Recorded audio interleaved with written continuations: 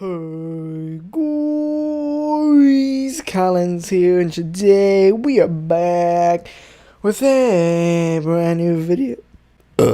Hey guys, Collins here, and today we are back with a brand new video. Which today we are talking about JPO stories. Now, I don't know if any other states in the United States or any other countries have this program. However, my state does. Now, summing up, JPOs or junior police officers are just that, junior police officers, you know.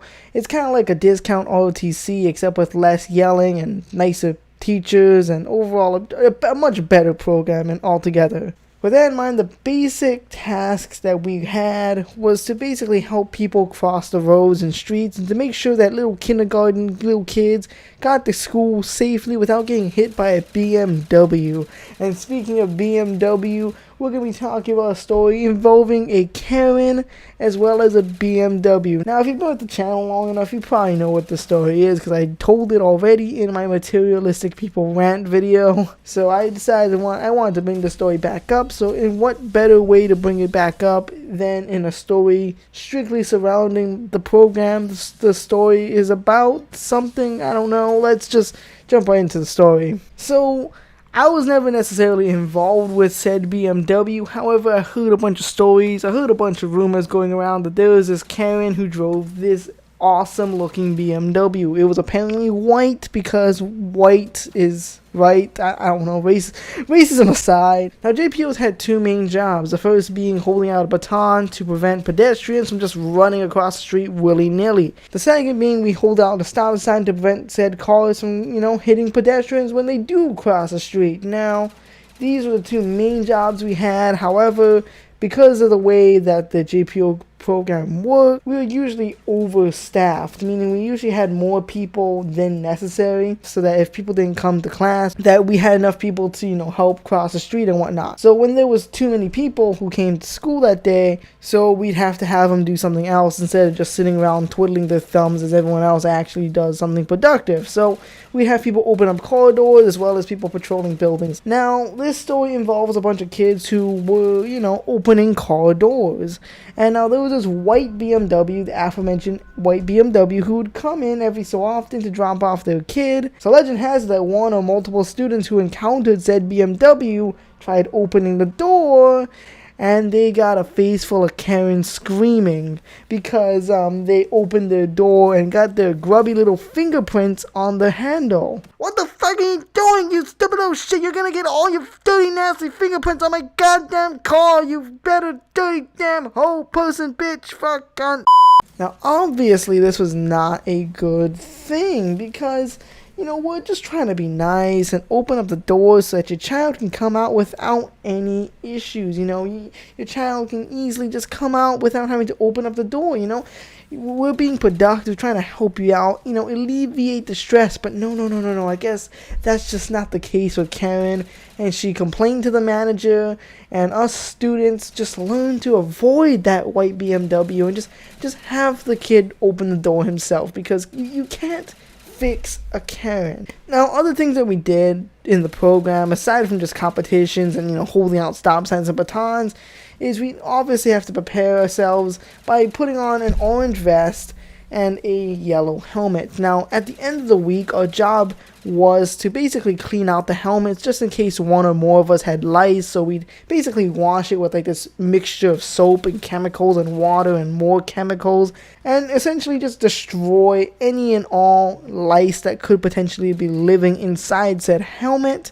And of course, the way it worked was we had rotations. There were 4 groups. So after we did this, the very next week, another group of JPOs would be on duty and using our equipment. So we had to make sure that it was all clean and safe for, their use. And during one time while I was putting away my equipment, or maybe I was taking out my equipment, I can't exactly remember what I was doing. That was just either before I put on my helmet or after I took it off. Essentially, I had my bare head smashed by a stop sign. Now, that wouldn't really necessarily seem to be that bad, all things considered, because stop sign smashing on your head flat wouldn't hurt very much. But it didn't smash on my head flat, it smashed on my head on the side, like the actual the side of the stop sign wonked my head, bonked my head.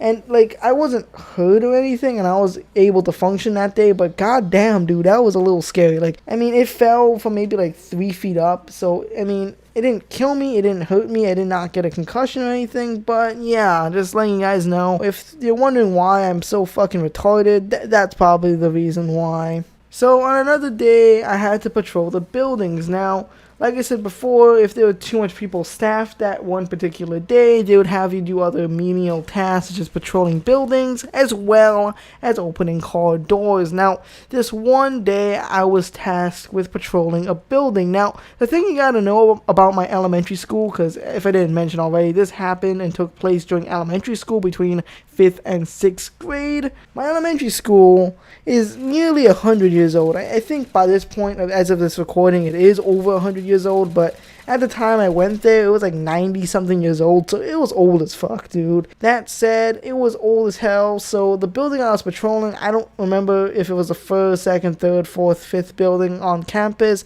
I don't even know if the first building on campus is still on campus. It could have gotten destroyed by then, but anywho, it was an old ass building nonetheless. It was probably there from the 80s or 70s, I don't know, but essentially I was patrolling the building, walking around, when suddenly my stomach started to hurt like hell, and that's no bueno, you know. Stomach aches are honestly one of the worst. Now I don't think I ate Taco Bell the previous night, so it's obviously not that destroying my stomach. So I just was like, okay, maybe I just need to take a shit. So I go in the bathroom and I start taking a shit, and, you know, of course, nothing comes out. Just my luck, nothing comes out. But thankfully, the feeling of eternal pain in my gut goes away somehow. So I get my shit together. I'm like, okay, well, I guess now I have to patrol the building, keep going on, you know, marching, you know, and that's exactly what I do. I start patrolling the building again until I get that strange feeling in my gut again, that sore stomach feeling, and I'm like, well, fuck my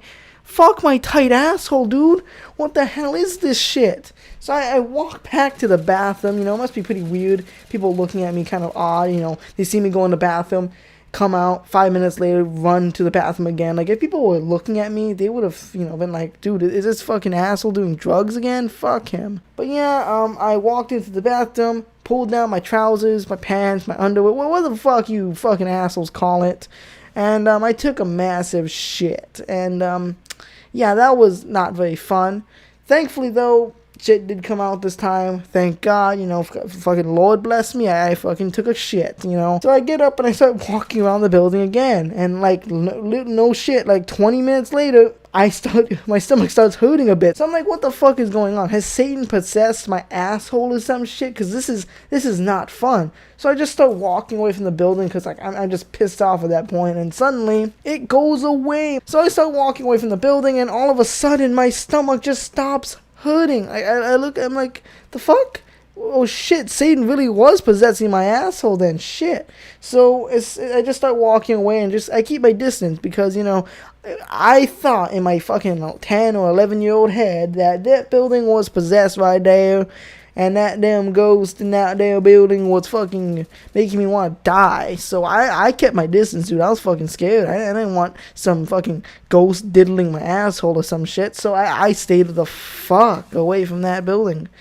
And eventually it was like 7:45 and everyone had to go to class or whatever. So, you know, we did that. I was dismissed for my duty. I went to class, and that was the end of that story. So let's move on to the next. And this story revolves around me dropping the fucking flag of the United States of America. Oh yeah, this is gonna garner me a lot of hate. I apologize. You know, I'm a patriotic American. You know, I love my country. I love the land of the free and the home of the brave. Dude, I fucking love America. I mean, this is like the best country in my personal opinion, the best country in the world. So, you know, just fucking say, I want to preface that. I don't want to sound like some sort of un-American asshole. This was completely by accident, mind you.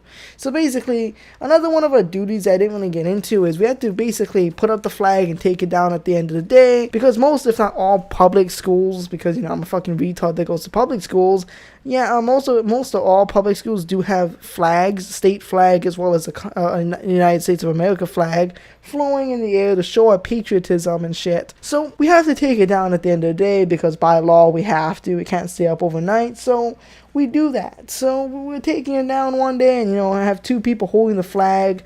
And I don't know why. I don't know what part of my brain got triggered to do this. Maybe I was just being a retard that day, but I decided to fucking not flip, but, like, you know, like, wave the flag as I'm holding it, like, you know, like a fucking blanket. Like, I don't have my camera on right now, but, like, you know how when you you kind of try to do this with a blanket, hopefully my mic catches it. Yeah, I was just trying to do that with the flag, except less rough. However, when I did it, the person, my friend that was holding the other side of the flag, dropped it. It's not his fault, obviously, because I didn't tell him I was going to start waving it or whatever like that, or start doing whatever the fuck that's called, you know. It was totally on me. Now, thankfully, I didn't get in trouble because, you know, I'm just a fucking retarded 11-year-old, and obviously I wasn't just dropping it on purpose, you know, to show my spite and hate towards America. Because of that, you know, I didn't really get in trouble. However, we had to do stuff with the flag. I don't know. What do people do when you drop the fucking flag? I don't fucking know, dude. But, yeah, we retired that flag and we got a new one, apparently. I don't know.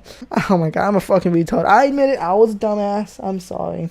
Now, the final story to wrap this all up has to do with the competitions. Now, the competitions were basically just people telling you commands and you having to follow it. Again, it's like a discount ROTC except gayer. And we would practice every once in a while for this, and we did get pretty good, and eventually we went to the competitions, and I ended up seeing some classmates from my old school, because if you guys don't know, I've been to 2 different elementary schools in my life. The first one, I kind of had to leave because I left the city, and I moved away into a different city, so yeah. Didn't say much to them, though, because I'm a fucking retard who doesn't talk to people. I'm an antisocial retard, mind you, so, yeah. Went to these competitions, don't remember if we won or not. I can't fucking remember. That just goes to show how important this part of my life actually was. Now, with that all being said, hope you guys enjoyed the video. If you don't like this video, I will call fucking Karen with the BMW to yell at you. So yeah, enjoy, goodbye. Leave a like, subscribe if you're new, bell notifications, follow me on Twitter, Discord, Patreon that I don't have. Goodbye and farewell.